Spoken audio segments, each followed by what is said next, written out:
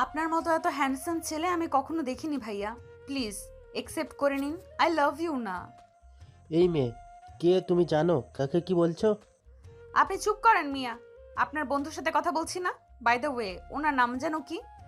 কাব্য ওর নাম। ও মাই হ্যান্ডসাম কাব্য জানো, আমায় নিজের গার্লফ্রেন্ড বানিয়ে নাও। সব পাবে ফ্রিতে। ডেইলি ভিটামিন প্লাস চাউমিনটা তুমি খাওয়ালেও হবে। এমন সুন্দরী আর কোথাও পাবে না তো। জাস্ট লুক অ্যাট মি কাব্য। বলতে না বলতেই সামনে থেকে পুরুষালী এক শক্ত হাতের থাপ্পড় এসে পড়ল মিহুর ঘালে। থাপ্পড়টা আর কেউই নয়, স্বয়ং কাব্যই মেরেছে। হা হয়ে দাঁড়িয়ে রয়েছে মিহু। কি হয়ে গেল এটা? এটা তো কল্পনাতেও ছিল না তার। এবার বলো মেয়ে, কি যেন বলছিলে? মিহু গালে হাত দিয়ে গোল গোল চোখ করে তাকিয়ে রইল কাব্যের দিকে। কি এটা, বোম নাকি? কি হলো বলো, কি যেন বলছিলে? Look at me, now look at you. কলেজের ওয়াশরুমে আয়না আছে, গিয়ে নিজের ধপধপা ফর্সা সুন্দর গালটা একটু দেখো গিয়ে। তা কি নাম? মেহুল। পুরো নাম বলো। মেহেরজান রায়াত মেহুল। আর আমি কে? কাব্য। কাব্য তর্জনী আঙ্গুল মেহুর দিকে উঁচিয়ে বলল। হুম, কাব্য ভাইয়া কে আমি? কাব্য ভাইয়া। এখন চোখের সামনে থেকে ভাগো। কাব্যের বলতে দেরি মেহুর ছুটতে যেতে দেরি হলো না। কি আর, আজকে মেয়েটাকে চড় মেরে দিলি? ঠিক করে তো বোঝাতে পারতিস। ফাজিল মেয়েগুলোকে এভাবে শাস্তি দিতে হয়। সিগারেট দে দ্রুত। এদিকে দূর থেকে মিহুর বন্ধু মহল সবটাই দেখেছে। মিহু এসে পৌঁছাতেই অট্ট হাসিতে ফেটে পড়ল সবাই। তা দেখে মেহুর রাগে দাঁত কিরমির করতে লাগলো। এই শয়তানের দল, হাসছিস কেন তোরা? মিহুর কথা শুনে হাসতে হাসতে গড়াগড়ি খাওয়ার মতো অবস্থা বন্ধু মহলেই সবার। এদের মধ্যে রিফা তো হাসতে হাসতে মাটিতেই বসে পড়ল। ওরে মেহু রে, তোর গালটা তো টকটকে টমেটোর মতো হয়ে গেছে। রিফার কথায় টিটকিরি মেরে আরেকজন বলল। আরে না না রিফু, কি যে বলিস না। আরে আমাদের মিহু তো ব্লাস করেছে রে। ছেলেটারা কিস দিয়েছে তাই না মিহু? মিহুর বুঝতে অসুবিধা হলো না এরা দুজন তাকে নিয়ে মজা করছে। চোখ ছোট ছোট করে বলল। খুব বাড়াবাড়ি হয়ে যাচ্ছে কিন্তু এবার। ওই ছেলে কে, কি যেন নাম? হো, কাব্য। কাব্যর বাচ্চাকে তো ছাড়বো না আমি। বেটায় আমায় থাপ্পড় মেরেছে। দ্য গ্রেট মেহুলকে। দেখ বেটা আমি কি করি তোর। এত ভাব নিচ্ছিস যে ওনার কথা জানিস কিছু? কি জানবো? আরে ওটাই আমাদের কলেজের সিনিয়র আর প্রিন্সিপালের একমাত্র ছেলে। তাসুর কথা শুনে মেহুর ব্রুজোরা কুঁচকে গেল। এতক্ষণের কণ্ঠেশ্বর একটু নিচু হয়ে এলো। প্রিন্সিপাল স্যারের ছেলে? How is it possible? Rifa এসে মেহুর পিঠে একটা চাপড় মেরে বলল। এইটাই পসিবল। আমাদের প্রিন্সিপাল স্যারের মতো ভদ্র সভ্য হাসি খুশি মানুষের ঘরেই জন্ম নিয়েছে এমন এক রকচটা ছেলে। কলেজে আসার পর থেকে তো হাজার নারীর ক্রাশ, তবে কাউকেই পাত্তা দেয় না। আর তোকে তো আজ টমেটোর মতো। এই একদম খেপাতে আসবি না বলে রাখলাম। সে হোক প্রিন্সিপালের ছেলে, আমি আজকের থাপ্পড়ের প্রতিশোধ নেবই নেব। মিলিয়ে নিস। বলে আর দাঁড়ালো না মিহু। গালে হাত বুলাতে বুলাতে ক্লাসের দিকে রওনা দিল। আর রিফা তাসু হাসতে হাসতে শেষ। কি দিনকাল পড়লো ভাই! জুনিয়র মেয়ে এসে এইভাবে বাঘের মতো আমাদের কাব্যকে প্রপোজ করার সাহস পায়। আহ, সাক্ষাৎ বাঘিনী। তো কাব্য, কেমন লাগলো বল? কেমন লাগলো মানে? তুলন চেয়ার টেনে আরেকটু সামনে এগিয়ে বসলো। পাশে উৎসুক দৃষ্টিতে তাকিয়ে আছে তাদের আরেক বন্ধু শয়নও। মানে কি, তুই না বললি একটা স্ট্রং মেয়ে দেখলেই বিয়ে করবি? তোর ওই মেয়েকে স্ট্রং মনে হলো? মানেটা কি? দেখলি না কেমন উড়ে এসে তোকে মুখের উপর প্রপোজ করে বসলো? একদম সাহসের রানী। কাব্য সিগারেটের টান দিয়ে বাঁকা হাসলো। গম্ভীর কণ্ঠে বলল। এই স্ট্রং, ওই স্ট্রং নয় রে পাগলা, দেখিসনি কেমন চিকনা রোগা মেয়ে। কাব্যের কথার ধরন দেখে তুলনার শয়ন হাঁ করে তাকিয়ে রইল। কাব্য এসব বলছে কিন্তু কি করে? ভাই এনি চান্স তুই কি বিয়ে করার জন্য কোনো হট আইটেম খুঁজছিস? কাব্য কিছু বলল না, শুধু বাঁকা ঠোঁটে হালকা হেসে সিগারেটে লম্বা টান দিল। চেয়ারের পিছনে হেলান দিয়ে চোখ বুঝতেই চোখের পাতায় ভেসে উঠল তখনকার কথা। ওই একটি বাক্য, আমায় নিজের গার্লফ্রেন্ড বানিয়ে নাও। চোখ খুলল কাব্য, মিনমিন স্বরে উচ্চারণ করলো একটি নাম। মেহুল, মেহেরজান রায়াত মেহুল। হুম। অনেক লুকোচুরি করে পা টিপে টিপে নিজের রুমের দিকে যাওয়ার সময়ই পেছন থেকে মেহুর ডাক পড়ল। দাঁড়াও ওখানেই। ব্যাস থেমে গেল মেহু। আজ আবার একটা কাণ্ড ঘটবে। এই মহিলাকে মেহু আজও পারল না নিজের মায়ের জায়গাটা দিতে। কি করে পারবে? সাইরা বেগম যে মেহুর মায়ের মতো নির্মল নয়। মহিলার কামকতা যে অতি উচ্চ পর্যায়ে। মেহু চোখ বন্ধ করে তপ্ত নিঃশ্বাস ফেলল। বাবা কবে আসবে? কবে মেহু একটু শান্তিতে শ্বাস ফেলতে পারবে? আদৌ কি আর কখনো ফিরবে বাবা? হুট করে হারিয়ে না গেলে কি এমন ক্ষতি হতো? পিছন ফিরে নিজের সৎ মায়ের দিকে তাকালো মেহু। পাশেই বুকে দুহাত ভাঁজ করে দাঁড়িয়ে আছে মেহুর সৎ বোন তারিফাও। আমায় বলে গিয়েছিলি তুই? যাওয়ার সময় খুঁজে পাইনি আপনাকে। আর কত মিথ্যা বলবি তুই? ইচ্ছে করে আম্মুকে বলে যাসনি। আমি বলছি তো খুঁজে পাইনি, তখন দেরি হয়ে যাচ্ছিল তার উপর। কথাটা বলে শেষ করতে পারেনি তার আগেই সাইরা বেগম মিহুর বাঁ গালে কষিয়ে এক থাপ্পড় মারল। সাথে সাথেই ছিটকে দূরে সরে গেল মিহু। গালে হাত দিয়ে কঠিন চোখে তাকালো সাইরা বেগমের দিকে, কিন্তু কিছুই বলল না। সে নীরবে দৃষ্টিপাত করে শুনতে লাগলো সাইরা বেগমের অজস্র গালি। পরদিন কলেজের ফ্রেশার্স ওয়েলকাম উপলক্ষে বিশাল আয়োজন করা হয়েছে বলতে গেলে। মিহু এবার সেকেন্ড ইয়ার, তাই মঞ্চ অনুষ্ঠানে সে অংশ নিয়েছে। নাচটা সে মূলত শখের বশেই করে মাঝে মধ্যে, তবে গতকাল রিফা আর তাসু বেশ জোর করেই তার নামটা দিয়ে দিল। তাই এখন মেহুকে স্টেজে উঠতেই হবে যে করে হোক।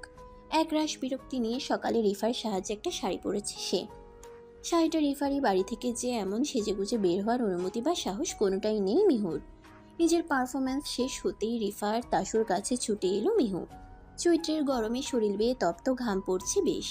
খোলা মাঠে রোদের দুতিয়ান তেজ যেন আরো ঝলসে দিচ্ছে তাদেরকে।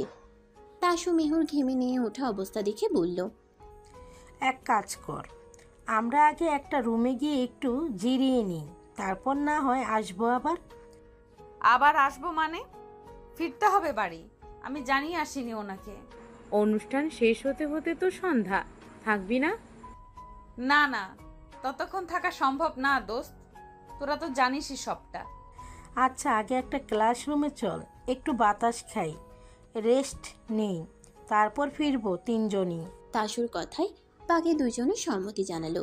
নিচতলায় ক্লাসরুমগুলো খুবই গঞ্জনাপূর্ণ দেখে তিনজন মিলে তৃতীয় তলার কর্নারে একটি খালি রুমে গিয়ে বসলো। মিহু বসেই টেবিলের উপর মাথা এলিয়ে দিয়েছে। রিফা জিজ্ঞেস করলো, কিরে, ক্লান্ত লাগছে? ঘুম আসছে খুব, একটু পর ডেকে দিস তো। আচ্ছা ঘুমা তুই, আমরা আছি। তোরা থাক, আমি বরং ঠান্ডা কিছু নিয়ে আসি। বলেই তাসু নিচে চলে গেল। রিফা আর মিহু রয়ে গেল রুমে। ঘুম হালকা হতেই মনে হলো কেউ যেন তার চুলের ভাঁজে আলতোভাবে হাত বুলিয়ে দিচ্ছে বারংবার। কিন্তু কে সে? পুরোপুরি ঘুম ভাঙতেই আড়মোড়া ভেঙে মাথা তুলে বসলো মিহু। হালকা অন্ধকারাচ্ছন্ন রুমটা কেমন যেন ভুতুড়ে ঠেকছে তার কাছে। কিঞ্চিত ভয় পেল মিহু।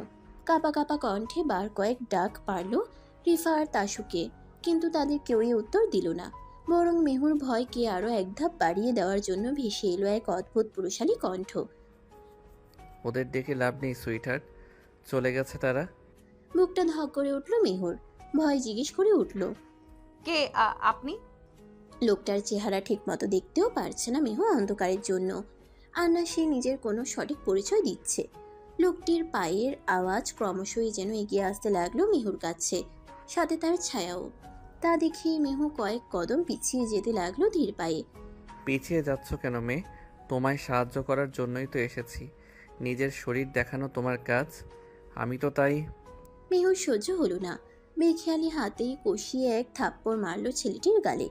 তারপর ছুটে গিয়ে দরজার কাছে পৌঁছানোর আগেই ছেলেটি পেছন থেকে হ্যাঁচকা টানে নিজের কাছে এনে দেয়ালের সাথে চেপে ধরল মিহুকে। মিহুর যেন প্রাণ আটকে যাচ্ছে অজানা এক আতঙ্কে।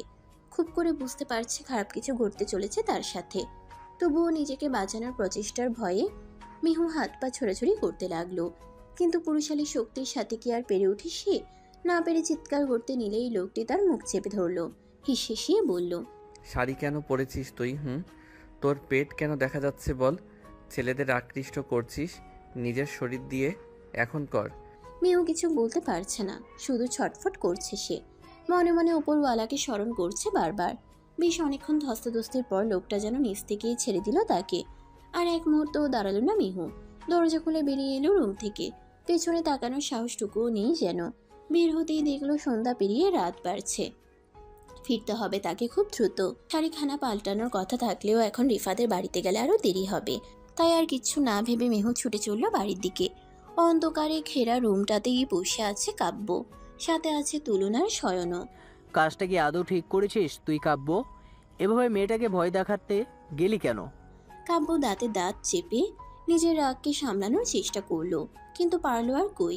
হিসিয়ে বলে উঠল, বেশ করেছি, ভয় দেখিয়েছি। ওই মেয়ে কেন শাড়ি পরবে ওভাবে? ছেলেগুলো কিভাবে তাকিয়েছিল দেখিসনি? তুলন এসে বসলো কাব্যের পাশে, বলল, ওসব হয়তো ইচ্ছে করেই করেছে মেয়ে। যাই হোক, ও যা ইচ্ছে করুক, তোর এতে তো রাগ হওয়ার কারণটা আমি বুঝতে পারছি না। কাব্য কঠিন দৃষ্টিতে তাকালো তুলনের দিকে। তা দেখে তুলন আমতা আমতা করে বলল, আরে রাখছিস কেন? অনেক মেয়েই তো এভাবে বাজেভাবে থাকে, তুই ওকে নিয়ে পড়লি কেন? প্রশ্নের উত্তরটা কাব্য নিজেও জানে না। তখন মেহু যখন স্টেজে সবার সামনে নাচছিল, তখন ওই শাড়ি পরা রমণীতে চোখ আটকে যায় কাব্যের। দিক বিদিক ফুলে ওই মেহুর দিকেই এক পলকে তাকিয়ে রইল তখন কাব্য। কি ছিল ওই মুহূর্তে মেয়েটার মাঝে? কি? পুরো সময়টা মুগ্ধতায় কাটলেও হুট করে কাব্যের নজরে পড়ল মেহুর শাড়ির ভাঁজে উন্মুক্ত পেট। আর কিছু ছেলে দৃষ্টি ওখানেই আটকে ছিল। মাথা গরম হয়ে গেল কাব্যের। তাই তো মেহুর নাচ শেষে তাদেরকে ফলো করে এখানে অবধি পৌঁছালো সে। এসেই দেখল কি নিদারুণ ঘুমে বিভোর হয়ে রইল মেয়েটি। রিফাকে ভয় দেখানো কাব্যের বা হাতের কাজ। কলেজের বেশিরভাগ স্টুডেন্টই কাব্যকে এমনিই ভয় পায়, তার মধ্যে রিফাও একজন। মেয়েটি চাইছিল না মেহুকে একা ছাড়তে কাব্যের কাছে, কিন্তু কিছু করার ছিল না। দরজা দিয়ে নিজের ইচ্ছের বিরুদ্ধে বের হওয়ার সময়ও বারবার আকুতি মিনতি করে বলছিল, ভাইয়া প্লিজ কিছু করবেন না ওর সাথে। ওই দিন যা করেছে সবটা আমার দোষ। আমি ডেয়ার দিয়েছিলাম। ও খুব ভালো মেয়ে, প্লিজ যাইতে দিন ওরে। মেহুর বাড়িতে সমস্যা হবে। কিন্তু কাব্য একটু গ্রাহ্য করল না রিফার কথাকে। ভয় দেখিয়ে বের করে দিল। তারপর চুপটি করে এসে বসে রইল ঘুমন্ত মেহুর সামনে একটা টেবিলের উপর। ঠিক কত ঘন্টা ওভাবে কাটলো তার হিসেব নেই। ফ্যানের তুখর বাতাসে মেহুর এলোমেলো চুলগুলো যখন মুখে এসে পড়ল, তখন আলতো হাতে সেগুলো ঠিক করতে গেলে ঘুম ভেঙে গেল মেহুর। আর তারপর তো মেহু যেখানে ঘুমিয়েছিল ওই টেবিলের দিকে দৃষ্টি পড়তেই দেখলো মেহুর ফোন আর পার্সটা ওখানেই রয়ে গেছে। তা দেখে কাব্যের মাথায় এলো মেহু ফিরবে কি করে, পার্স তো এখানেই। কিছু একটা ভেবে সেগুলো হাতে তুলে নিয়ে তুলনকে বলল, রিফার নম্বর আছে না তোর কাছে? হ্যাঁ। কল দিয়ে বল মেহুর অ্যাড্রেসটা আমাকে সেন্ড করতে তাড়াতাড়ি। বলি আর এক মুহূর্ত দাঁড়ালো না কাব্য। দ্রুত রওনা দিল মেহুর বাড়ির উদ্দেশ্যে। অ্যাড্রেস অনুযায়ী মেহুদের ফ্ল্যাটে পৌঁছাতেই দূর থেকেই চাপা চেঁচামেচির আওয়াজ পেল সে। কাছে গিয়ে দেখলো মেহুদের ফ্ল্যাটের সদর দরজাটা খোলাই। সামনেই একটা মহিলা মেহুকে নিজের চরম রাগ নিয়ে থাপ্পড় দিচ্ছে। কাব্য ভাবলো এটা হয়তো মেহুর মাই। তাদের মামির মাঝে কথা বলাটা ঠিক হবে না ভেবেই দরজায় নক করলো সে। সাথে সাথেই থেমে গেল সায়রা বেগম। মেহুও ফিরে তাকালো দরজার দিকে। কাব্যকে দেখে রীতিমতো অবাক সে। এই লোকটা এই মুহূর্তে কোথা থেকে এলো এখানে? সায়রা বেগম তীক্ষ্ণ চোখে কাব্যের দিকে তাকিয়ে জিজ্ঞেস করে, কি চাই? কাব্য হাতে থাকা মেহুর পার্স আর মোবাইলটা এগিয়ে দিয়ে বলল, মেহু, তোমার মোবাইল আর পার্সটা ফেলে এসেছো তুমি? কথাটা কানে যেতেই সায়রা বেগম কর্কট কণ্ঠে মেহুকে জিজ্ঞেস করলো, এই ছেলেটা কে? সত্যি করে বল। কলেজের সিনিয়র ভাই। উত্তরটা যেন পছন্দ হলো না সায়রা বেগমের। এগিয়ে গিয়ে কাব্যের হাত থেকে মেহুর পার্স আর মোবাইলটা এক প্রকার ছিনিয়ে নিয়ে বলল, ঠিক আছে, এবার যাও তুমি। কাব্য কথা বাড়ল না। মামির ব্যাপার ভেবে সরে এলো সেখান থেকে। পরদিন ক্যাম্পাসের মাঠের এক কোনায় বেশ অনেকক্ষণে বসে আছে কাব্য, তুলনার শয়ন। মূলত এটা কাব্যেরই কাজ, কিন্তু এভাবে এখানে বসে থাকার কারণ খুঁজে পেল না তুলনার শয়ন। এক প্রকার বিরক্ত হয়েই বলে উঠল, দোষ আর কতক্ষণ? প্রায় 1.5 ঘন্টা হলো। কাব্য ভাই, বসে আছিস মাঠের মাঝখানে, সবাইকে আমরা দেখছি, আর আমাদেরও সবাই দেখছে। স্যার যদি একবার এই বিষয়টা দেখে কি হবে ভাবতে পারছিস তুই? এই এতক্ষণে কাব্য মুখ খুলল। বাবা কিছু বলবে না? তোর বাপ তোকে ভয় পায়, কিন্তু আমাদের তো না। তোর রাগ আমাদের উপর ঝাড়বে স্যার। রিফাকে একটা কল দে তো। হঠাৎ কাব্যের এমন কথায় বাইকের উপর থেকে নেমে দাঁড়ালো তুলন। সন্দেহী দৃষ্টিতে বলল, তোর কাহিনী কি বলতো? রিফা মেয়েটার পিছনে লেগেছিস দেখছি কাল থেকেই। ওর কিন্তু বয়ফ্রেন্ড আছে কাব্য, একদম ভেজাল করবি না। কাব্য যেন পাত্তাই দিল না তুলনের কথায়। আবার বলল, তুই কল দিবি? এই নিয়ে 4 বার কল দেওয়া হয়ে গিয়েছে, রিসিভ করছে না, দেখছিস তো। তোরা কল দিবি কি না? কাব্যের একটু কঠিন কথার ধরন দেখে তুলন আবারও পঞ্চমবারের মতো কল দিল রিফার নম্বরে, কিন্তু প্রতিবারের মতো এবারও সে রিসিভ করলো না। কাব্য বেশ বিরক্ত হলো বলতে গেলে। দেখলি তো, শালা, তোরা ওই আরেকটা মেয়ের নম্বর নিলি না কেন? তাসু নাকি মেয়ে হুঁ? ওই যে রিফার ফ্রেন্ড আরেকটা। শয়ন সাথে সাথে আঙ্গুল উঁচিয়ে বলল, আবার কোন মেয়ে? তাসুর দিকে নজর দিবি না, আমি অনেক কষ্টে পটানোর চেষ্টায় আছি। কাব্য চোখ ছোট ছোট করে তাকালো শয়নের দিকে। শয়ন তব জিজ্ঞেস করলো। নম্বর আছে? শয়ন তবদা খেয়ে আঙ্গুল নামিয়ে নাকচ করে বলল, আছে, কিন্তু দিব না তোকে। আমাকে দেওয়া লাগবে না, তুই নিজেই কল দে ওকে। শয়ন মুখ ভোতা করে চোখ উল্টিয়ে তাকিয়ে রইল কাব্যের দিকে। তখনই তুলন দূরে আঙ্গুল ইশারা করে বলল। ওই তো ওরা দুজন। তুলনের কথা শুনে কাব্য তড়িঘড়ি করে তাকালো সেদিকে। রিফা আর তাসু মাত্রই ক্লাস শেষ করে বের হচ্ছিল, তা দেখে কাব্য বলল। ওদের নিয়ে আয় তো। তুলে নিয়ে আসবো। কাব্য কোনা চোখে তাকিয়ে বলল। ডেকে নিয়ে আয়। শয়ন গিয়ে ডেকে আনলো তাসু আর রিফাকে। গতকাল কাব্যের করা কাজের কথা মনে পড়তেই দুজনের ভয় হচ্ছে। বারবার ঢোক গিলে গলা ভিজিয়ে নিচ্ছে দুজনই। রিফা ভয়ে ভয়ে বলে উঠল। আমরা তো কিছু করিনি ভাইয়া, আপনি যা বলেছেন, যেভাবে বলেছেন আমরা সেভাবেই কাউকে কিছু না বলে চলে গিয়েছি কালকে। সত্যি বলছি, মেহুকেও কিছু বলিনি। আরেকজন কোথায়? সত্যি বলছি ভাইয়া, আর কেউ নেই আমাদের সাথে, কাউকে কিছু বলিনি। কাব্য বিরক্ত হলো ভ্রুকুচকে বলল। মেহুল কোথায়? ওহো, মেহুর কথা বলছিলেন ভাইয়া? ও তো আসেনি আজকে। আসেনি মানে? কেন আসেনি? তা তো জানি না ভাইয়া, কল দিয়েছিলাম ওর ফোন বন্ধ, হয়তো বাসায় কিছু হয়েছে তাই। মুখ কুচকে বলল। কাব্য আর বলল না কিছু, কিছু একটা ভাবতে লাগলো নিজ মনেই। তারপরে হঠাৎ করে বাইকে উঠে বসে স্টার্ট দিতে যাবে, তখনই একটু দূর থেকে তাকে থামতে বলল তার বাবা, মানে কলেজের প্রিন্সিপাল জনাব আজিজ আহমেদ। কাব্য দাঁড়া একটু। কাব্য তাকালো বাবার দিকে। আজিজ দ্রুত এসে বলল। কোথায় যাচ্ছিস? গার্লফ্রেন্ডের বাড়ি। কেন? দেখা করতে। আর কেন? আচ্ছা, আগে আমায় একটু হসপিটালে ড্রপ করে দে তো দ্রুত, আমার গাড়িটার সমস্যা হচ্ছে, ঠিক করতে দেরি হবে জানালো। কাব্য চোখে সানগ্লাসটা লাগাতে লাগাতে বলল। আমার এখন ডেটে যাওয়াটা জরুরি, তুমি পরে যেও হসপিটাল। আরে রোগী হসপিটালে একা, আমার যাওয়ার দরকার সেখানে। কে রোগী? আমার বন্ধুর মেয়ে। বড় হয়েছে? তো ও কি সারা জীবন ছোট থাকবে? আমার সাথে বিয়ে দেবে ওর? তাহলে যাব। ওকে তোর পছন্দ হবে না? কেন? ও ভালো মেয়ে তাই। বিয়ে না দিলে যাব না, বাদ। বলে কাব্য গাড়ি ঘোরাতে লাগলেই আজিজ বিরক্ত হয়ে বাধা দিয়ে বলল। আরে মেয়েটা আগে বেঁচে তো উঠুক, তারপর বিয়ে করিস। তো আমার ডেট? আমায় একটু কষ্ট করে হসপিটালের সামনে নামিয়ে দে, তারপর তুই ডেটে যাস। জানি না কোন মেয়ের আবার সর্বনাশ করতে নেমেছিস হতচ্ছাড়া। বলতে বলতে কাব্যের বাইকের পিছনে উঠে বসলো আজিজ। কাব্য কিছু না বলে শো করে বাইক টান দিল। এদিকে এতক্ষণ বাপ বেটার কথার ধরন শুনে হাঁ হয়ে রইল রিফা আর তাসু। মুখটা বন্ধ করে নাও আপা, এইটা স্বাভাবিক। 15 মিনিটও লাগেনি হসপিটালে পৌঁছতে, অথচ রাস্তাটা ছিল প্রায় 1 ঘন্টার। কাব্য যেভাবে বাইক চালিয়েছে কিছু মুহূর্তের জন্য আজিজ তো বলতে গেলে দোয়াদুরুদ পড়তে শুরু করে দিয়েছিল। বাইক থামাতেই আজিজ যখন নেমে দাঁড়ালো, তখন এতক্ষণের অবস্থার কারণে মাথা চক্কর দিয়ে উঠল তার। কাব্য চলে যেতে নিয়েও বিরক্ত হয়ে থেমে যায়। মুখ কুচকে বলল। ও বাবা, আমার মাথাটা ঘোরাচ্ছে রে। বমি করবে? আসলেই ভর্তি করানো লাগবে নাকি বলো?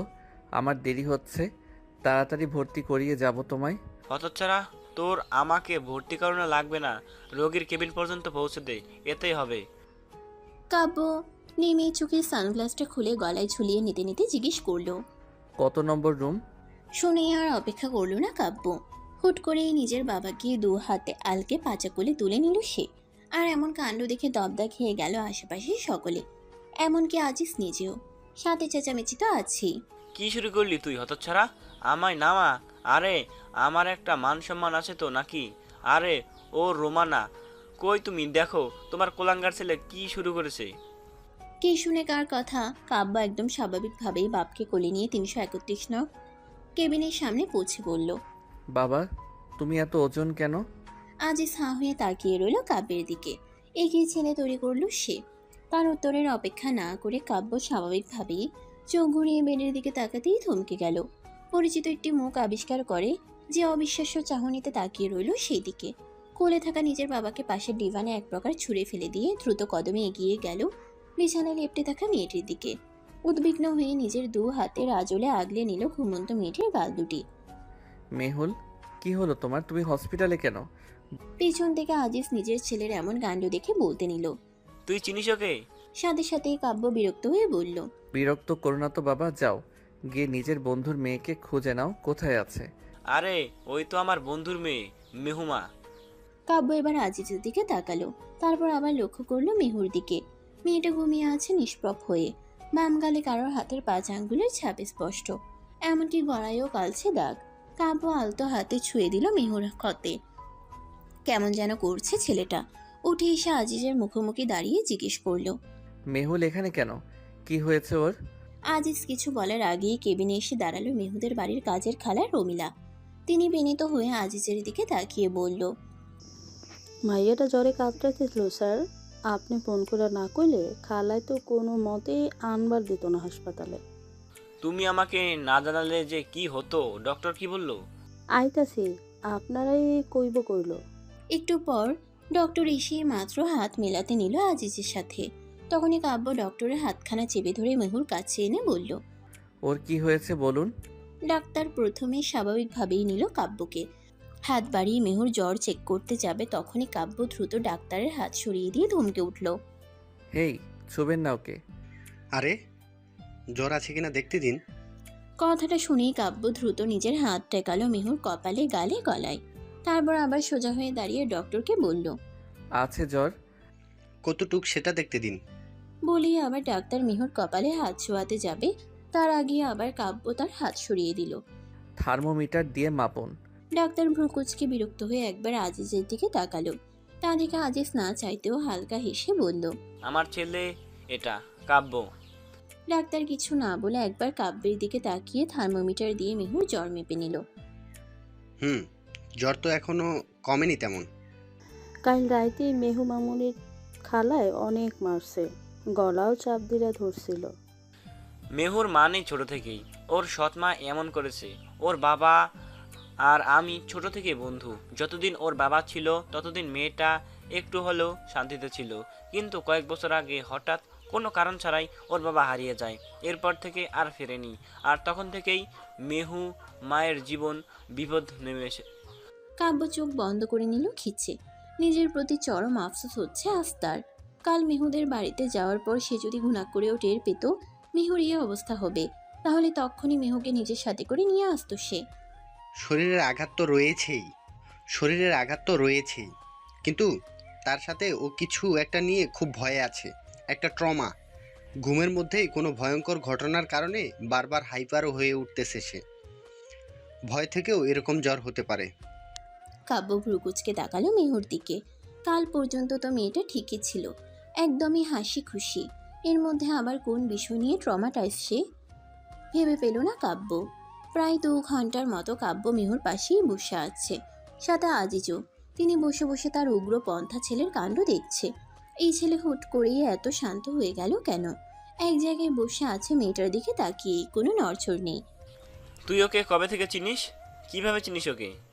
পরশু থেকে। ও আমার গার্লফ্রেন্ড। তুই আমার সাথে ইয়ার্কি মারিস হতচ্ছাড়া? তুই আমার সাথে ইয়ার্কি মারছিস হতচ্ছাড়া? পরিচয় হয়েছে 2 দিনও হয়নি ঠিক মতো, ও তোর গার্লফ্রেন্ড হলো কি করে? তোমার লজ্জা করছে না নিজের ছেলের প্রেম কাহিনী শুনতে চাইছো যে? কথার মাঝেই কানে ভেসে এলো মেহুর গোঙানির শব্দ। তা শুনিয়ে কাব্য ছুটে গেল বেডের কাছে। মেহু থেকে থেকে কেঁপে উঠছে বারবার, বিড়বিড় করে কিছু একটা বলছে ঘন ঘন। কাব্য ডাকলো কয়েকবার উদ্বিগ্ন হয়ে, মেহুল, এই মেহুল, কি হয়েছে? এমন করছো কেন তুমি? মেহু ধীরে ধীরে যেন আরো হাইপার হয়ে উঠছে। কথাগুলো অস্পষ্ট বলে কাব্য নিজের মাথাটা এগিয়ে নিয়ে শুনতে লাগলো মেহু কি বলছে। কে আপনি? আমায় ছাড়ুন, আমাকে যেতে দিন। রিফা, আমায় বাঁচা, আমায় ছেড়ে দিন প্লিজ। কাব্যের বুকটা ধক করে উঠল। মেয়েটা ভয় পাচ্ছে। গতকাল কাব্যের করা কাজের জন্যই মেহুর এই অবস্থা। নিজের প্রতি চরম বিরক্ত হলো কাব্য। মেহুকে তো স্ট্রং ভেবেই গতকাল ওভাবে ঢোক গিলল কাব্য। ঝুঁকে গিয়ে মেহুকে নিজের 2 বাহু ডোরে আবদ্ধ করে নিল। মেহুর মাথাটা নিজের বুকের সাথে চেপে ধরে মাথায় হাত বুলিয়ে দিতে লাগলো সে। কিচ্ছু হয়নি মেহুল, তুমি শান্ত হও প্লিজ, সব ঠিক আছে, শান্ত হও তুমি। ভয়ে মেহু নিজের অজান্তেই কাব্যের শার্টের হাতা খামচে ধরল। থরথর করে কাঁপতে লাগলো মেয়েটি। বেশ অনেক সময় পর মেহু শান্ত হলো। চোখ খুলেই নিজের সামনে দেখতে পেল আজিজকে। তাকে শান্ত হতে দেখে আজিজ এগিয়ে এলো তার কাছে, জিজ্ঞেস করলো, মেহু মা ঠিক আছিস তুই? আজিজের কথা শুনে কাব্য মেহুকে আস্তে করে নিজের বুক থেকে উঠালো। জ্বর কমেনি তেমন। মেয়েটা ঢুলু ঢুলু চোখে তাকিয়ে শুধু দেখছে আশেপাশের পরিস্থিতি। কাব্যের বাহুডোরে নিজেকে দেখেই ভ্রুজোড়া কুঁচকে ফেলল সে। আপনি?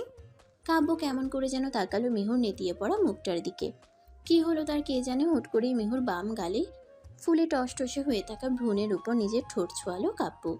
দু হাত দিয়ে আগলে ধরল মেহুর নরম কোমল গাল দুটি। বেশ শব্দ করে চুমু খেয়ে আলতো করে মেহুর কপালে নিজের কপাল ঠেকালো কাব্য। কণ্ঠে কতটা মাদকতা তার, বলে উঠল, I am sorry Mehul, sorry for everything, please forgive me. Mehu তো জমে রইল কাব্যের সে অদ্ভুত কাণ্ড থেকে। কি করছে এসব লোকটা, আর সরি বা বলছে কেন হঠাৎ? বুঝে উঠতে পারল না মেহু। কোনো প্রকারে জবাব দিল না। কাব্য হুট করে ঠিক করে বসে শক্ত কণ্ঠে মেহুকে বলল, এবার আর কিচ্ছু হতে দেব না তোমার। আজ এই এক্ষুনি থেকে আর একটাও আঁচ লাগতে দেব না আমি তোমার গায়ে। তারপরে হুট করে কাব্য আজিজের দিকে তাকিয়ে বলল, আব্বু আমি এক্ষুনি বিয়ে করব, কাজী ডাকো। হ্যাঁ কাব্যের কথা শুনে শুধু যে আজিজ স্তব্ধা খেয়েছে তা কিন্তু নয়, তার সাথে সাথে হাঁ করে রইল কেবিনে উপস্থিত বাকিরাও। ডক্টর একবার কাব্যের দিকে তো একবার আজিজের দিকে তাকাচ্ছে খালি। সেটাকে আদেও ঠিক শুনলো? সে কি আদেও ঠিক শুনলো? আজিজের বুকে ইতোমধ্যেই চিনচিন ব্যথা শুরু হয়ে গেছে। এই ছেলে কি বলছে তার, এখনই বিয়ে করবে মানে? ওরে বাপজান, তোর মাথা কি ঠিক আছে বাবা? বিয়ে করবি মানে কি? হ্যাঁ হ্যাঁ বিয়ে করবো, আর এক্ষুনি করবো। তুমি কাজী ডাকো কুইক, সন্ধ্যা হয়ে যাচ্ছে আব্বু। আরও দেরি হলে আমাকে এবার বাসর রাতের বদলে বাসর দিন করতে হবে। আজিজ স্তব্ধা খেয়ে হেলে পড়ল সোফায়। এদিকে মেহু এসবের কিছুই বুঝতে পারছে না। কাব্য ছেলেটি হঠাৎ এত বিয়ে পাগল হলো কেন? আব্বু তুমি কাজী ডাকবে না তো? ঠিক আছে, আমি ব্যবস্থা করছি। বলেই কাব্য পকেট থেকে ফোন বের করে নিজের মাকে কল দিল। রিসিভ করতেই, হ্যালো বাবা। আম্মু আমি বিয়ে করব এক্ষুনি। তোমার বরকে বলো এক্ষুনি কাজী ডাকতে এখানে, না হলে আমি কিন্তু এলাহি কাণ্ড ঘটিয়ে ফেলবো বলে দিলাম। ও মা, এ কি কথা বাবা? বিয়ে করবি মানে কি? হুট করে বিয়ে? আর মেয়েকে কাকে তুই বিয়ে করতে চাইছিস?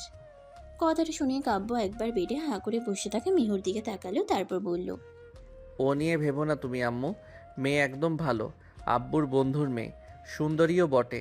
তোমার যত্ন নিতে হেলামি করবে না। শুধু শরীরের যে অবস্থা তার, আমার যত্নটা ঠিক মতো নিতে পারবে কি না তাই সন্দেহ। মেহু চোখ গল গল করে তাকিয়ে আছে কাব্যের দিকে। একদিকে শরীর জ্বরে কাঁপছে, আরেকদিকে কাব্য আজিজ স্যারের বন্ধুর মেয়ে, মানে কাব্য কি কোনোভাবে মেহুকেই বিয়ে করবে বলছে? ভেবেই মেহু চেঁচিয়ে ওঠে, এই মেয়ে, আপনার মাথা ঠিক আছে? কি বলছেন এসব? আমি কেন আপনাকে বিয়ে করব?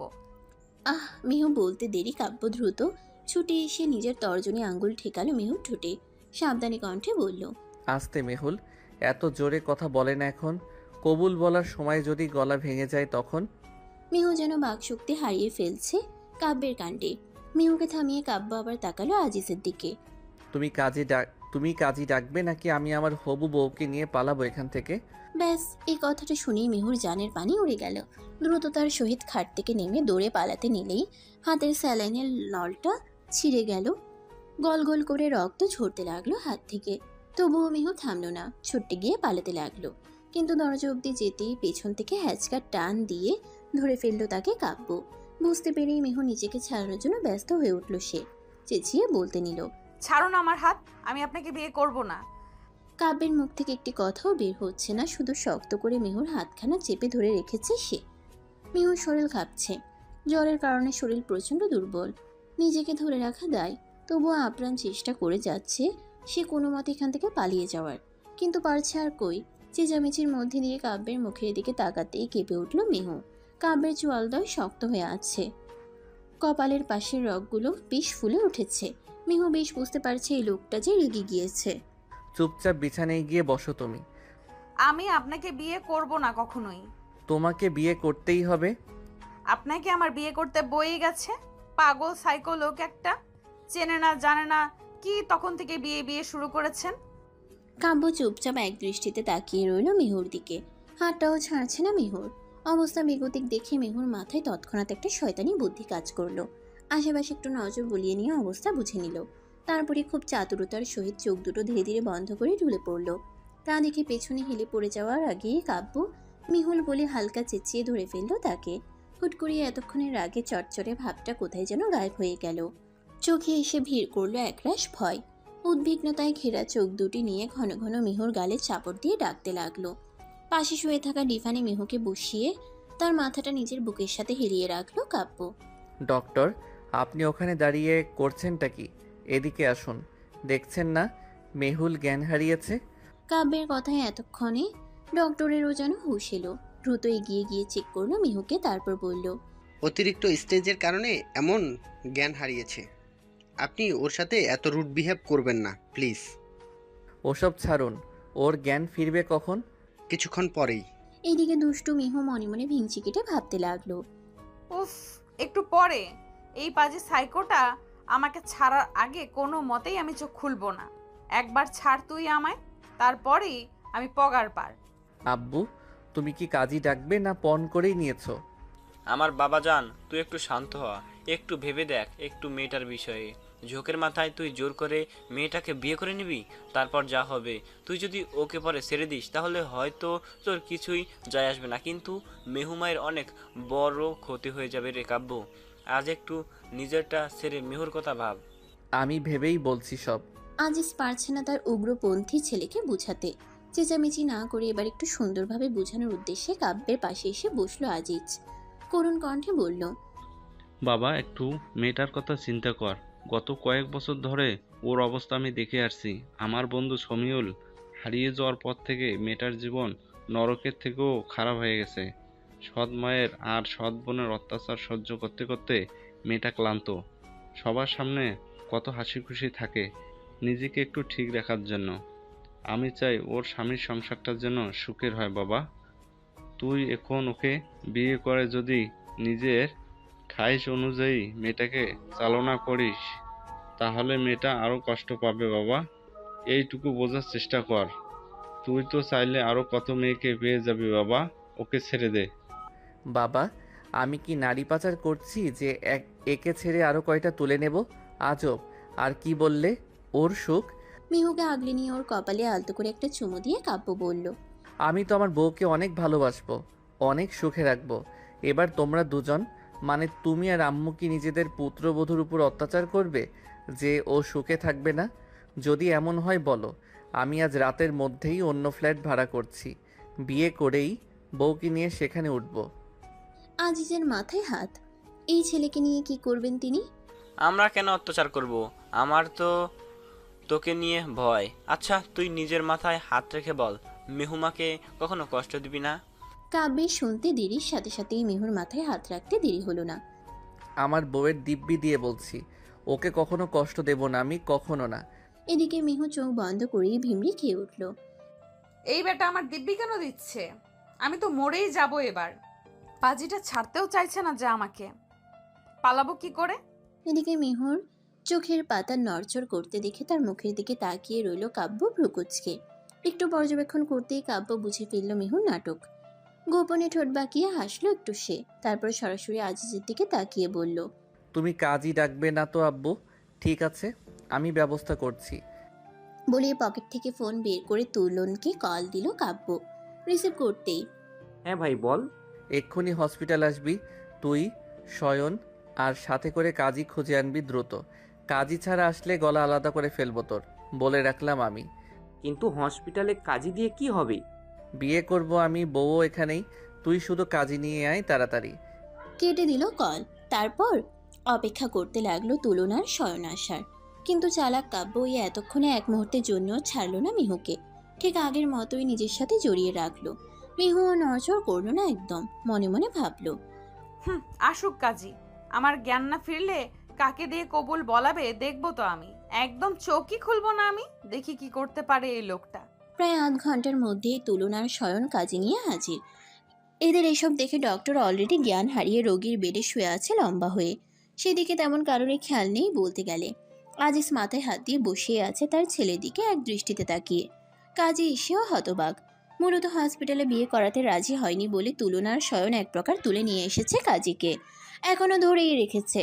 তাদের এক কথা বিয়ে না করালে মুক্তি নেই।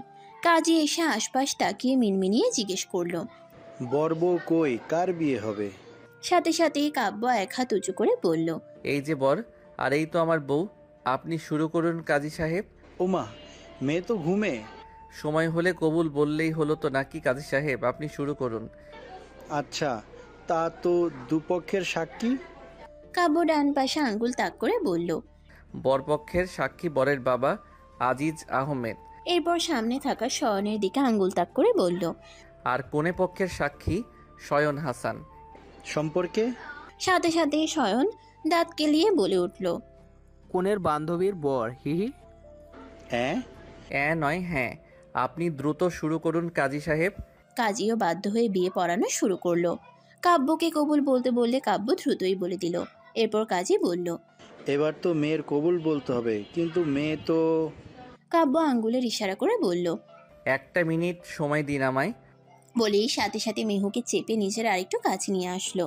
শক্ত করে জড়িয়ে ধরে মেহুর কানের কাছে মুখ নিয়ে ফিসফিস করে বলল, বৌরানী, পিছনে কিছু একটা অনুভব করছো?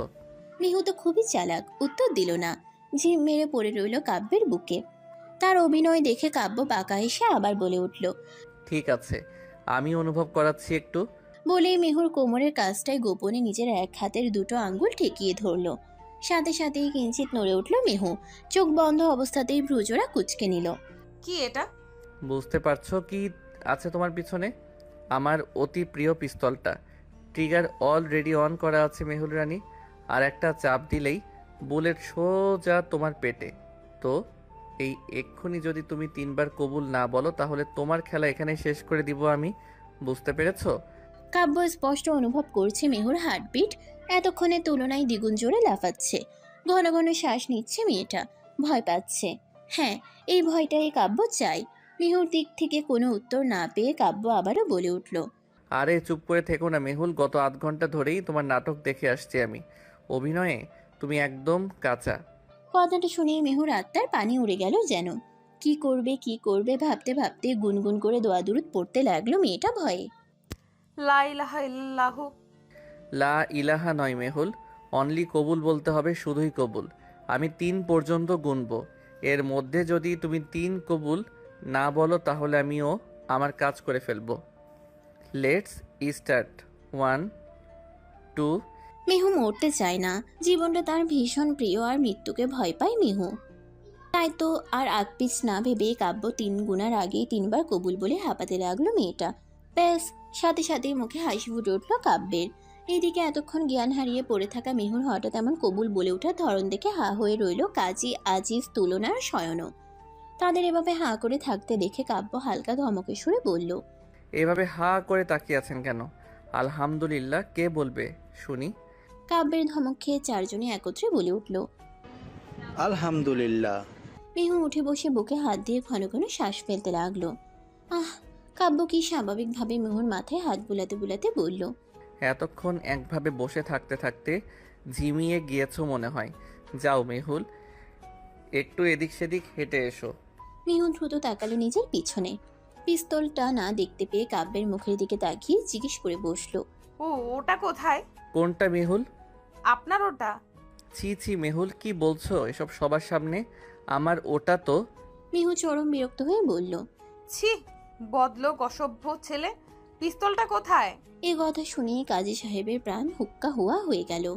দ্রুত নিজের তল্পি তল্পা গুছিয়ে নিয়ে দরজা ধরে বোধর। পেছন থেকে তুলন ডাকতে ডাকতে বলল, কাজী সাহেব, আরে ও কাজী সাহেব, কোথায় যাচ্ছেন? আরে আপনার টাকাটা তো নিয়ে যান। কাজী ছুটতে ছুটতে উত্তর দিল, আমার টাকা লাগবে না মশাই, বাইচা থাকলে আমি 2 দিন না খেয়ে থাকুম, তাও আমার টাকা লাগবে না, জায়গা। হ্যাঁ, বিয়েটা ঠিক এমন অদ্ভুতভাবেই সম্পন্ন হয়ে গেল। কাব্য আর মেহুর। কাব্যের কাহিনী দেখে মেহু এতক্ষণে বুঝে গেল যে কাব্যের কাছে কোনো পিস্তলই নেই। শুধুই মেহুকে ভয় পাইয়েছে পাজি লোকটা। আব্বু, আমি আমার বউকে নিয়ে বাড়ি যাব, ব্যবস্থা করো তুমি। আজিজ হাঁ হয়ে তাকালো কাব্যের দিকে, বলল, মেহু তো অসুস্থ বাবা। কাব্য তাকালো মেহুর দিকে। মেয়েটার আগে ফুঁসছে। তা দেখে কাব্য হালকা হেসে মেহুর কপালে পড়া চুলগুলো কানের পিঠে গুজে দিয়ে বলল, বিয়ে করলে সব অসুস্থতা দূর হয়ে যায়। যেমন দেখো, এই যে আমার বউ একদম সুস্থ এখন, তাই না বউ? মিহু এক ঝাপটায় কাব্যের হাতটা সরিয়ে দিল নিজের। তা দেখে একটুও রাগলো না কাব্য, উল্টো বলল, ওহো, বুঝতে পেরেছি বউ। তুমি চাইছো প্রথমে তোমার সৎ মায়ের দোয়া নিতে, তাই তো? আচ্ছা, তাই হবে বউ। চলো আমরা দুজন মিলে গিয়ে তোমার বাড়ি থেকে দোয়া নিয়েই ফিরবো। বলতে দেরি কাব্যের উঠে দাঁড়িয়ে মিহুর হাত ধরে টানতে দেরি হলো না তার। মিহু বাধা দিতেই আবার কাব্য বলল, ও, তোমার হাঁটতে কষ্ট হচ্ছে? আচ্ছা চলো, বউকে তো কোলে নেওয়াই যায়। বলেই মিহুকে পাজা কোলে তুলে হাঁটা ধরলো কাব্য। পেছন থেকে তুলনার শয়ন হাততালি দিয়ে বলে উঠল, জিও ভাই জিও। আর আজিজ চেঁচিয়ে উঠল, হতচ্ছাড়া, মেয়েটাকে নামা, ও অসুস্থ। কে শুনে কার কথা? কাব্য তো চলেই গেল নিজের মতো। মিহুদের ফ্ল্যাটের সামনে এসে কলিং বেল চাপতেই দরজা খুলে দিল মিহুর সৎ বোন তারিফা। মিহুর পাশে কাব্যকে দেখেই মেয়েটি উচ্চস্বরে নিজের মাকে ডাকতে লাগলো, মা দেখো, মা এদিকে আসো একবার। দেখো মেহু গতকালের সেই ছেলেটাকে নিয়ে এসেছে। কথাখানা কানে যেতে দেরি। সায়রা বেগমের হাতে খুন্তি নিয়ে তেড়ে আসতে দেরি হলো না। হতচ্ছাড়ি বেয়াদব মেয়ে, এখন এই ছেলেকে নিয়ে এসেছিস আমাকে শায়েস্তা করার জন্য? আজ তোর হচ্ছে। বলতে বলতে মিহুর দিকে তেড়ে আসতে গেলেই মিহু ভয়ে কাব্যের পিছনে গিয়ে নিজেকে আড়াল করার চেষ্টা করলো। তার দিকে একবার তাকিয়ে কাব্য আবার সামনে তাকালো সায়রা বেগমের দিকে। মিহুকে মাত্রই আঘাত করতে নিল সায়রা বেগম, তখনই কাব্য তার হাতখানা ধরে ফেলল। রক্তলাল চোখ নিয়ে তাকালো সায়রা বেগমের দিকে। ঝাড়ি মেরে হাতখানা নামিয়ে দিয়ে চোখ বন্ধ করে নিজের রাগকে কন্ট্রোল করার চেষ্টা করলো।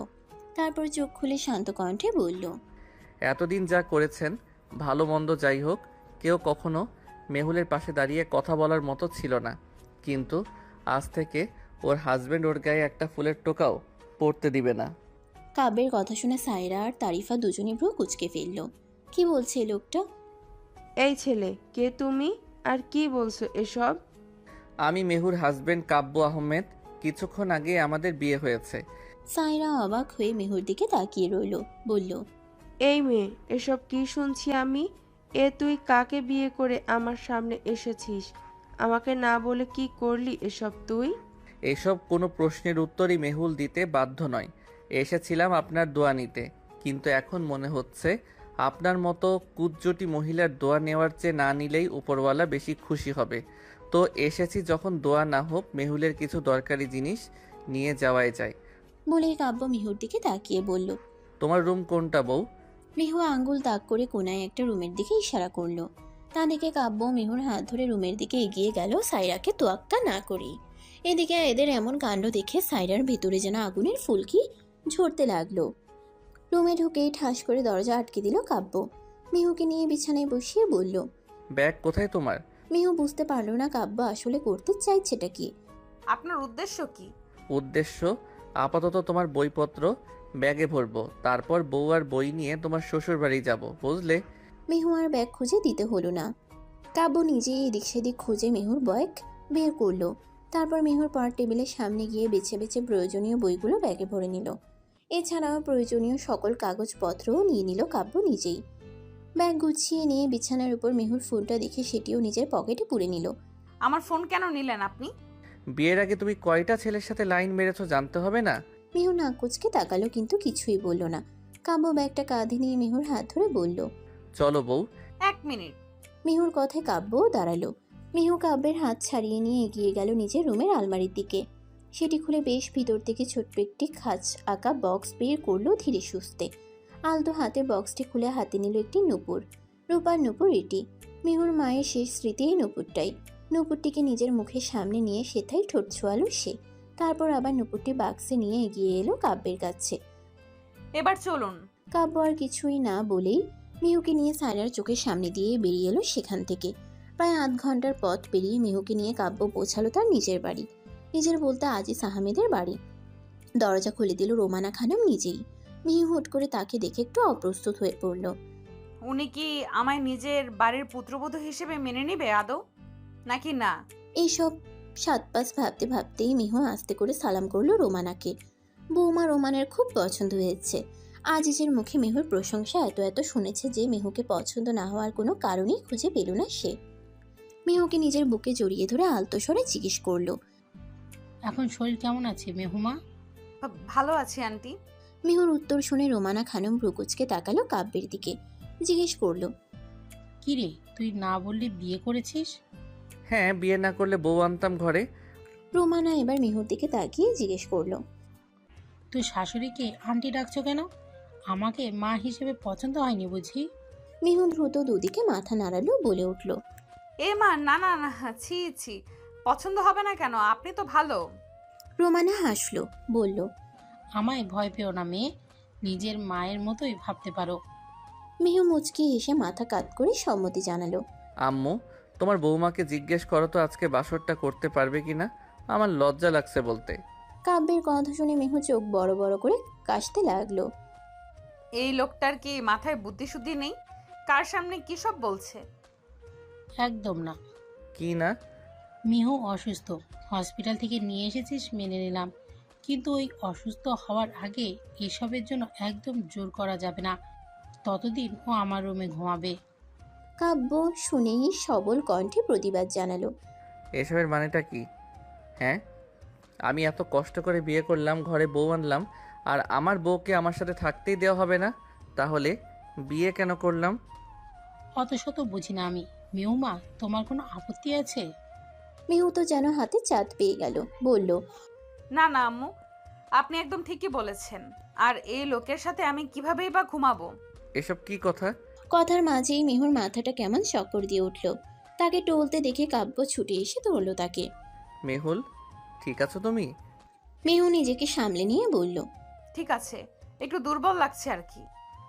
কাব্য, তুই বৌমাকে নিয়ে রুমে যা, আমি কিছু খাবার পাঠিয়ে দিচ্ছি, খেয়ে একটু রেস্ট করো। কাব্য সম্মতি জানিয়ে মিহুকে নিয়ে নিচে রুমে গেল। তাকে বিছানার বোর্ডের সাথে হেলান দিয়ে বলল, থাকো তুমি, আম্মু আসবে একটু পর। আমি কিছু ড্রেস নিয়ে আসছি তোমার জন্য, এরপরে না হয় চেঞ্জ করে নিও। মিহু মুখ ভেঙচি কেটে বলে উঠল, আদিক্ষেতা কম দেখান আপনি। আপনার উদ্দেশ্য কি বলুন? এইভাবে আমায় বিয়ে কেন করেছেন? মানুষ বিয়ে করে কেন? প্রথমে কয়েকদিন বউকে খাওয়ার জন্য, আর এরপর বাচ্চা কাচ্চা পালনের জন্য। আমিও তোমাকে খাওয়ার জন্যই বিয়ে করেছি। তোমার মতো সুন্দরী কি আর পাবো বলো? ফালতু বকছেন কেন? আজাইরা পাগল একটা। যা বলার বলো, কিন্তু এখান থেকে পালানোর চেষ্টা করলে খবর আছে। আমি 20 মিনিটের মধ্যেই ফিরে আসছি। একটু পরেই রোমানা এসে মিহুকে নিজ হাতে খাইয়ে দিল। তারপর বলল, তুমি না হয় এখন একটু রেস্ট নিয়ে নাও, কাব্য আসলে তখন চেঞ্জ করে নিও। মিহু ও রোমানার কথায় সাই জানিয়ে বিছানায় কাত হয়ে শুইল। কখন যে চোখ লেগে এসেছে বুঝতেই পারল না মিহু। টাটকা ঘুম ভেঙেছে পরদিন সকালে একদম, তাও চকচকে আলো চোখে পড়ায়।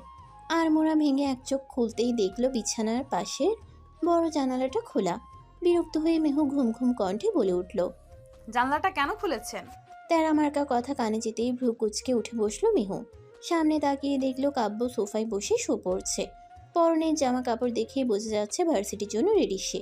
ভার্সিটির নামটা মাথায় আসতেই মিহু লাফিয়ে উঠল বিছানা থেকে। আল্লাহ, আজ আমার অ্যাসাইনমেন্ট জমা দিতে হবে। বলেই মিহু এদিক সেদিক না তাকিয়ে সোজা গিয়ে নিজের ব্যাগটা খুলে অ্যাসাইনমেন্ট পেপারগুলো আর বইপত্র নিয়ে খাটের কোণায় বসলো। বিড়বিড় করে দ্রুততার সহিত লিখতে লিখতে বলল, আল্লাহ, আজ আমি শেষ। কাব্য ভ্রু কুচকে দেখলো পাগলের কাণ্ড। পরক্ষণেই ধীর পায়ে উঠে গিয়ে আস্তে করে দাঁড়ালো মিহুর পেছনে। বেচারি অ্যাসাইনমেন্ট লিখতে এতটাই ব্যস্ত ছিল যে কাব্যের এত কাছাকাছি আগমন টেরই পেল না সে। হঠাৎই নিজের পেটের কাছটে কারো শীতল হাতের স্পর্শ পেতেই থমকে গেল মিহু। কাব্যের নামটা মাথায় আসতেই মাথা ঘুরিয়ে দেখতে নিল তাকে, কিন্তু তার আগেই কাব্য উষ্ণ স্পর্শে ঠোঁট ছোঁয়ালো মিহুর উন্মুক্ত কাঁধে। জমে গেল যেন মিহু। থরথর করে কাঁপতে লাগলো তার ঠোঁট দুটি। কাঁপা কণ্ঠে বিড়বিড় করে বলে উঠল, কি করছেন কি আপনি কাব্য ভাইয়া? কাব্য শুনল না। তার স্পর্শগুলো গভীর থেকে গভীরতর হচ্ছে যেন। ধীরে ধীরে মিহুর গলা বেয়ে যখন কাব্য মিহুর ওষ্ঠে ওষ্ঠ ছোঁয়াবে, তখনই মিহু দ্রুত হাত দিয়ে কাব্যের ঠোঁট চেপে ধরল। মুহূর্তেই থেমে গেল কাব্য। তাকিয়ে দেখলো মিহুর ভয় ভীতিযুক্ত চোখ দুটি। ইস, কি মায়া, কি মায়া! মেয়েটা বেশ দারুণভাবেই কাব্য করে নিয়েছে কাব্যকে। মিহুর হাতটা নিজের ঠোঁটের উপর থেকে সরালো কাব্য। তারপর সে হাতের উল্টো পিঠে একটা চুমু এঁকে দিয়ে বলল, ফ্রেশ হয়ে রেডি হয়ে নাও। ওই যে আলমারিতে তোমার ড্রেস আছে, আর বাকি সবও। অ্যাসাইনমেন্টের বাকিটুকু আমি করে দিচ্ছি ততক্ষণে। সত্যিই করে দেবেন? হ্যাঁ, দিচ্ছি। তুমি ফ্রেশ হয়ে নাও। আমার বিশ্বাস হচ্ছে না। আপনি যদি শত্রুতামি করে আমার বাকি অ্যাসাইনমেন্টটুকু নষ্ট করে দেন তখন? মিহুর কথা শুনে কাব্য ভ্রু কুঁচকাল। হাত উঁচিয়ে বলল, একটা চট দেব ফাজিল মেয়ে। তোমার মতো নাকি আমি যে নষ্ট করে দেব? যাও গিয়ে ফ্রেশ হয়ে নাও। আপনার উপর বিশ্বাস নেই আমার। আর একটাও কথা বাড়ালে কলেজে যেতে দেব না তোমায়। যাও এখন। অগত্যা মিহুকে যেতেই হলো ফ্রেশ হতে। ফ্রেশ হয়ে এসে দেখলো কাব্য অলরেডি বাকি অ্যাসাইনমেন্টটুকুও কমপ্লিট করে ফেলেছে। এতে মিহু একটু খুশি হলো বটে।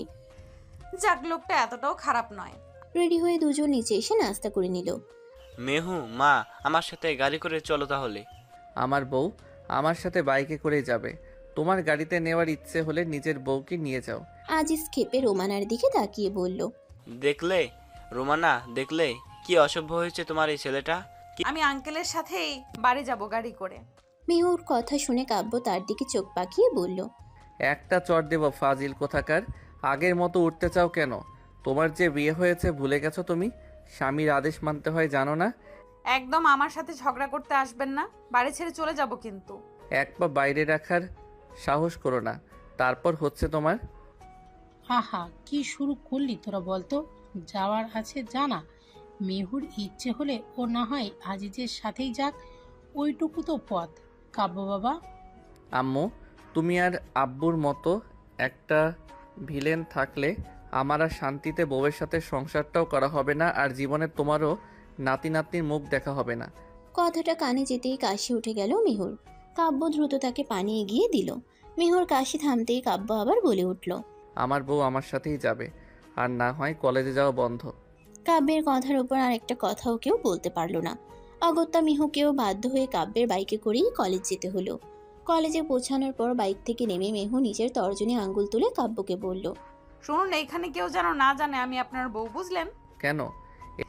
এত শত বলতে পারবো না, জানলে কিন্তু ভালো হবে না, বলে দিলাম। কথার মাঝেই দূর থেকে রিফার কণ্ঠ শুনে সেদিকে তাকালো মিহু। তারপর কাব্যের সাথে আরেকটিও বাক্য বিনিময় না করে ছুটে চলে গেল রিফার তাসুর কাছে। পেছন থেকে কাব্য তাকিয়ে রইল তার সদ্য বিবাহিত বউটার দিকে।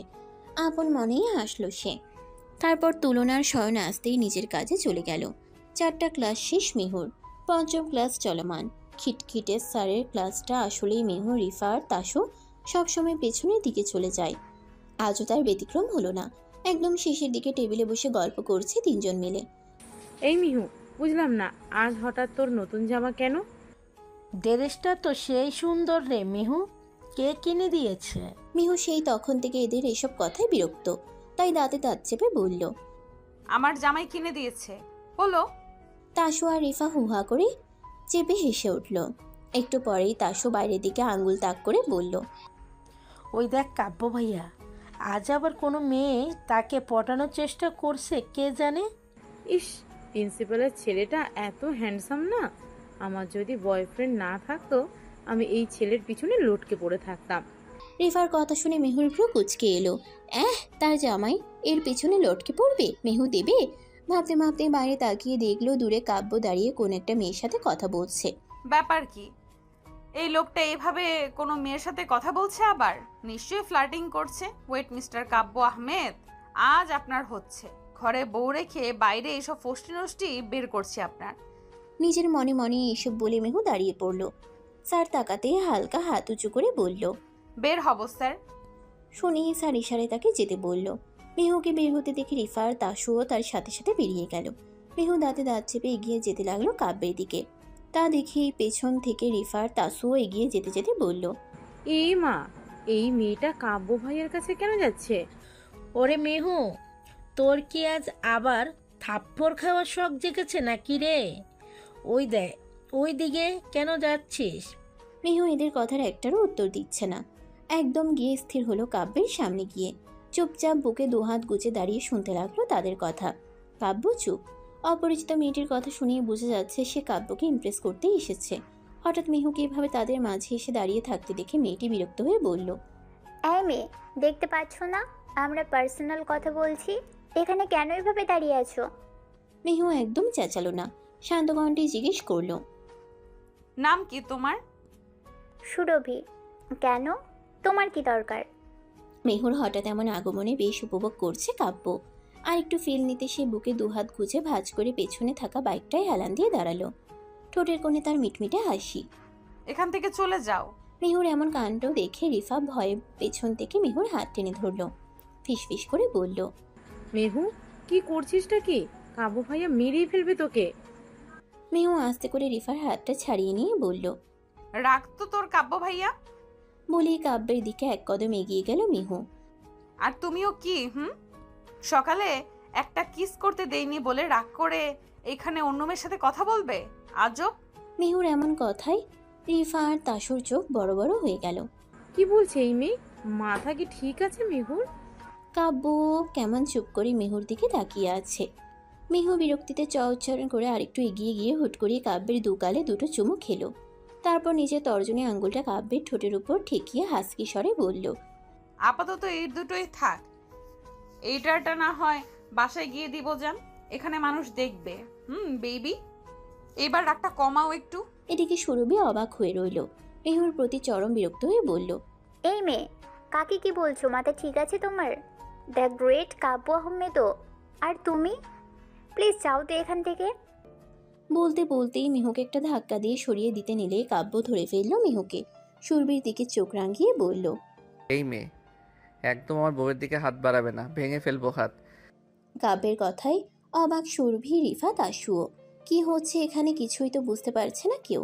এরপরই কাব্য মেহুর কোমরে হাত পেঁচিয়ে মেহুকে নিজের কাছে আরেকটু টেনে এনে কেমন নেকি সুরে বলল, দেখো না বউ, এই মেয়েকে সেই কখন থেকে বলছি আমি বিবাহিত, আমার একটা সুন্দরী বউ আছে, তাও মানছে না। কাব্যের কথা শুনে মেহু চোখ ছোট ছোট করে তাকালো সুরভির দিকে। মেয়েটা যেন তবদা খেয়ে গেল। আমতা আমতা করে বলল, তোমরা হাজব্যান্ড ওয়াইফ? হ্যাঁ, এবার থেকে আর কখনো যেন আমার বরের পেছনে ঘুরঘুর করতে না দেখি। যাও এখন। আম সরি, সো সরি। মেয়েটা একরকম লজ্জা নিয়েই দ্রুত প্রস্থান করলো জায়গা থেকে। এদিকে রিফা মেহুর উদ্দেশ্যে বলল, এই মেহু, এসবের মানে কি? আমরা তো কিছুই বুঝতে পারছি না। মেহু কিছু বলার আগে কাব্য উত্তর দিল, তোমার বান্ধবী আর আমি গতকালই বিয়ে করেছি, তাই এখন থেকে সে আমার ওয়াইফ। এবার বুঝেছো? কেমনে কি? কাব্য বাইকে উঠতে উঠতে বলল, ওসব তুলনা শয়নে থেকে শুনে নিও, এখন আমাদের যেতে হবে, চলো বউ। মেহু মুখ ভেঙচি করে বলল, আমি আঙ্কেলের সাথে যাব। পাওনা জিনিস নিতে হবে আমার তাড়াতাড়ি। ভরা ক্যাম্পাসে মাইর খেও না বউ, চুপচাপ বাইকে উঠে পড়ো। মেহুর আগে ক্ষোভে পারছে না চিৎকার করতে। রিফা আর তাসুর থেকে বিদায় নিয়ে কাব্যের বাইকে উঠে বসলো। তারপরে কাব্য শো করে ছুটিয়ে নিল বাইকটি। কাব্যের বাইকটি বাড়ি এসে থামতেই মেহু নেমে বাড়ির ভেতরে গেল। কাব্য বাইক পার্ক করে ভেতরে আগালো। ড্রয়িং রুমে আসতেই চোখে পড়ল মেহু আর রোমানা খানমকে। সোফায় রোমানা খানমের কোলে মাথা রেখে শুয়ে আছে মেহু। কাঁধের ব্যাগটাও রেখে আসেনি রুমে মেয়েটা। কাব্য একটা হাফ নিঃশ্বাস ফেলে সোফার উপর থেকে মেহুর ব্যাগটা নিয়ে রুমে চলে গেল ফ্রেশ হতে। সেদিকে মেহুর কোনো খেয়াল নেই বলতে গেলে। আপনার মতো যদি আমার মা বেঁচে থাকতো তাহলে তিনিও এভাবে আমার মাথায় বিলি কেটে দিত। কে রে মেয়ে, আমাকে কি তুই নিজের মা ভাবতে পারিস না? আপনি তো শাশুড়ি মা এখনো, মাত্র কাল এলাম, এখন একটু মা মা মনে হচ্ছে, কিন্তু আপনার ওই ছেলেকে তো আমার একটুও সহ্য হয় না। রোমানা হাসলো নীরবে। মেহুর কথা একটু রাগ করছেন না তিনি, বরং এটা ভেবে খুশি হচ্ছে মেয়েটা তাকে আপন ভাবতে শুরু করেছে। এটাই তো অনেক। আমার ছেলে কি এমন করলো তোর সাথে যে তুই ওকে সহ্য করতে পারছিস না? কি করলো মানে? দেখেননি কাল কেমন জোর করে বিয়ে করে নিয়ে এসেছে আমাকে? নেহাত আমার ওই বাড়ি থাকতে ইচ্ছে করে না বিধায় বিয়েটা করে এলাম, না হলে আমার বয়েই গেছে অমন ছেলেকে বিয়ে করতে। বাহ, এত অপছন্দ করিস আমার ছেলেকে? তা নয়তো কি বলুন, আপনার যা ছেলে আপনি ভাবুন, গতকাল উনি বিয়ে করেছেন আমায়, কোথায় একটু বউকে সময় দিবে তা না করে ভার্সিটিতে মেয়েদের সাথে দাঁড়িয়ে দাঁড়িয়ে কথা বলছে উনি। একবার চিন্তা করে দেখুন তো, ওই মেয়েগুলোর সাথে কথা বলতে বলতে গিয়ে যদি প্রেম হয়ে যায় তখন আমার কি হবে? বলুন তো। ওমা, সে কি কথা? কাব্য বুঝি অন্য মেয়ের সাথে কথা বলছে আজও? তা নয়তো কি? আমি কি মিথ্যা বলছি কিছু? বলুন। না, একদম ঠিক তুই। দাঁড়া, আজ বেরিয়ে আসুক কাব্য, ওর হচ্ছে আজ। মেহু হঠাৎ করেই রোমানার কোমর জড়িয়ে উল্টো হয়ে শুয়ে পড়ল। ঠোঁট উল্টে বলল, আচ্ছা আম্মু, আমি কি আদৌ আপনার ছেলের যোগ্য? ওমা, তুই যোগ্য হবি না কেন? তুই তো লক্ষ্মী মেয়ে একটা। এমন মেয়ে সহজে পাওয়া যায়? আমার ছেলে তো একটা হীরা খুঁজে এনেছে আমার জন্য। উনি তো অনেক স্মার্ট, সুন্দর, ওনার জন্য আরো কত ভালো শিক্ষিত ফ্যামিলির মেয়ে পাগল। আর আমি তো... তুই কি, হ্যাঁ, তুই তো আমার মেয়ে রে, তোর ওই সব মেয়েদের সাথে তুলনা করা লাগবে না বুঝলি। আর কখনো যেন এসব না শুনি। আর শোন, যদিও আমি জানি আমার ছেলে এইসব নিয়ে কখনো তোকে কিছু বলবে না, তাও যদি বলে তুই সোজা আমায় বলবি বুঝলি। আমি আচ্ছা করে বকে দেবো ওকে। মিহু গাল প্রসারিত করে হাসলো। রোমানা খানমকে আরেকটু শক্ত করে জড়িয়ে ধরে বলল, আপনি এত মিষ্টি কেন আম্মু? মিহুর কথায় রোমানা খানমও হেসে দিল। সন্ধ্যার পর মিহু ড্রয়িং রুমে বসে টিভি দেখছিল। তখনই উপর থেকে কাব্যের ডাক ভেসে এলো। মেহুল একটু রুমে এসো তো। মিহু সাথে সাথেই সমস্বরে উত্তর দিল, পারবো না। পাশ থেকে আজিজ বলে উঠল, কি ব্যাপার আজ কাব্য এই সময় বাড়িতে? ঘরে বউ থাকতে বাইরে আড্ডা দিতে যাবে কেন? এর মধ্যেই আবারও কাব্যের ডাক ভেসে এলো। মেহুল এবার না আসলে আমি নিচে গিয়ে কোলে তুলে নিয়ে আসবো কিন্তু। আর খেপাস না মা, যা গিয়ে দেখ কেন ডাকছে। অগত্যা বিরক্ত নিয়েও মিহুকে এগিয়ে যেতে হলো কাব্যের রুমে। রুমে ঢুকতেই দেখলো পুরো রুম অন্ধকারে ভরা। কাব্য কোথায়? মিহু অন্ধকারের মধ্যেই 2 কদম এগিয়ে গেল। কাব্যের রুমের সুইচ বোর্ড কোথায় সেটাও তো ঠিক মতো খেয়াল নেই মিহুর। হঠাৎ পেছন থেকে দরজা বন্ধ করার আওয়াজ পেতেই পিলে চমকে উঠল মিহুর। পেছন ঘুরে দেখলো ছায়ামূর্তি। এটা যে কাব্য তা বুঝতে দেরি হলো না মিহুর। এসব কি? ঘরটা এমন অন্ধকার করে রেখেছেন কেন? শাড়ি পরতে পারো? হ্যাঁ, কেন? ওয়াশরুমে শাড়ি রাখা আছে, সাথে পরে এসো। এই ভোর সন্ধ্যাবেলায় শাড়ি পরতে যাব কেন? আজব। বকবক কম করবে, রিকোয়েস্ট করছি, পরো প্লিজ। মিহু ফেলতে পারলো না কাব্যের কথা, তাই আর কিচ্ছুটি না বলে ওয়াশরুমের দিকে এগিয়ে গেল। ভেতরে যেতেই দেখলো একটি লালচে খয়েরি রঙের শাড়ি, সাথে ম্যাচিং করে ব্লাউজ। মিহু আর কিচ্ছু না ভেবে পরে নিল শাড়িটা। ওয়াশরুম থেকে বেরিয়ে আসতেই দেখলো পুরো ঘরটা মোমবাতির আলোয় আলোকিত। ফ্লোর ছুঁড়ে লাল রঙের হার্ট শেপের বেলুনের ছড়াছড়ি। মিহুকে বের হতে দেখে কাব্য এগিয়ে গিয়ে মিহুকে নিয়ে এসে ড্রেসিং টেবিলের সামনে বসালো। চুপ করে কিছুক্ষণ আয়নায় তাকিয়ে রইল মিহুর স্নিগ্ধ মুখটির দিকে। তারপর আস্তে করে পাশে থাকা একটি বক্স থেকে একটি ছোট্ট লকেট যুক্ত হার নিয়ে পরিয়ে দিল মিহুকে।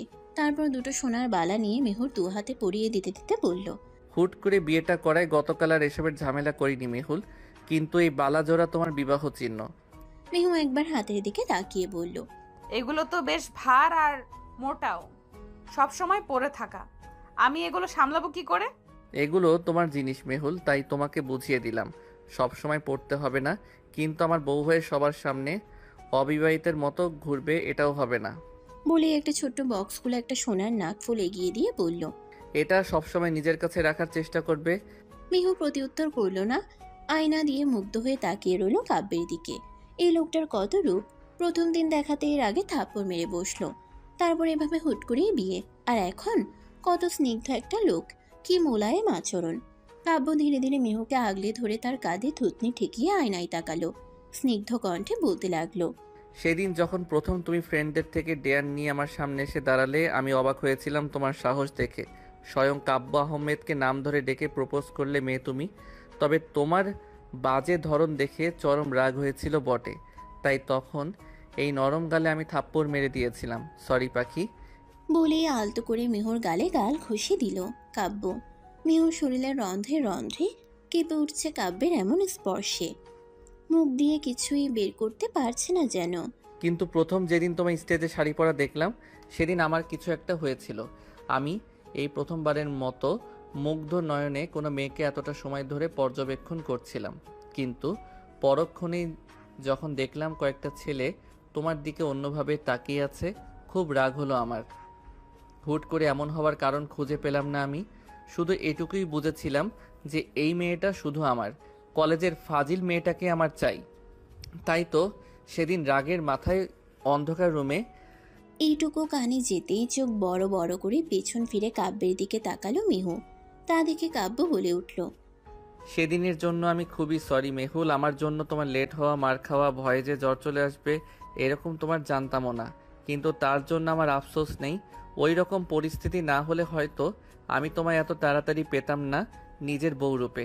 রকিং চেয়ারটা ঘুরিয়ে এবার মিহুকে নিজের সামনাসামনি করলো কাব্য। একগুচ্ছ গোলাপ মিহুর দিকে এগিয়ে দিয়ে বলল, বিয়ে তো করে নিয়েছি, কিন্তু সম্পর্কে বিশ্বাস ভালোবাসা খুবই জরুরি। আমি তোমাকে ভালোবাসি মেহুল পাখি, বলো গ্রহণ করবে আমায়? মিহু অবাক চোখে তাকিয়ে রইল কাব্যের দিকে। চোখের পানি টলমল করছে তার। কাঁপা কাঁপা কণ্ঠে বলল, আমি একটু যত্ন চাই। কখনো কষ্ট দেবেন না তো আমায়? কখনো না। সব সময় এমন করে ভালোবাসবেন তো? বাসবো পাখি, তুমি আমার হয়ে থাকবে, কথা দাও আমায়। মিহু আলতো হাতে ফুলগুলি তুলে নিয়ে বলল। কথা দিলাম আপনার হয়েই কাটিয়ে দেব বাকিটা জীবন। কাব্য হাসলো, শক্ত করে ঝাপটে ধরল মিহুকে, কপালে আলতো করে চুমু এঁকে দিল নিজের অর্ধাঙ্গিনীর। আর এইভাবে একটি অনরম মলিন কাহিনীর শেষ থেকে এক নতুন সূচনা হলো আজ। সমাপ্তি। আবার দেখা হবে নতুন কোনো গল্পে। সে পর্যন্ত সবাই ভালো থাকবেন এবং সুস্থ থাকবেন। আল্লাহ হাফিজ।